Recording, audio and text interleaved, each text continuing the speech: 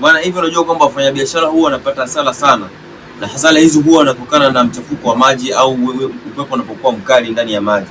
Sasa hizi hapa ni hasara ambazo wanakuta wafanyabiashara wanazipata pale upepo unapokuwa mkali ndani ya maji.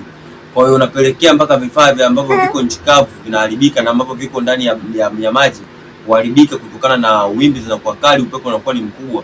Kwa hiyo wafanyabiashara huwa wanapata hasara sana, na ndio maana inapelekea pia ili kulikava zile hasara zao wanasababisha kupandisha kwa bei ili wapate walikave zile hasara ambazo wanakuta wamezipata kupitia upepo huo. Kwa hiyo hizi hapa mziangalie hasara ambazo wanazozipata wavuvi ndani ya maji ziwa Victoria.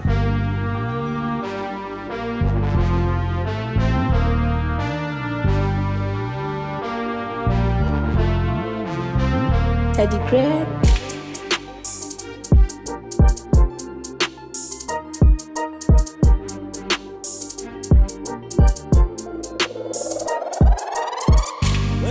Yo Yasini Fishi Market, Yasini Fishi Market, Fishi Market, weka oda na upate. Yo Yasini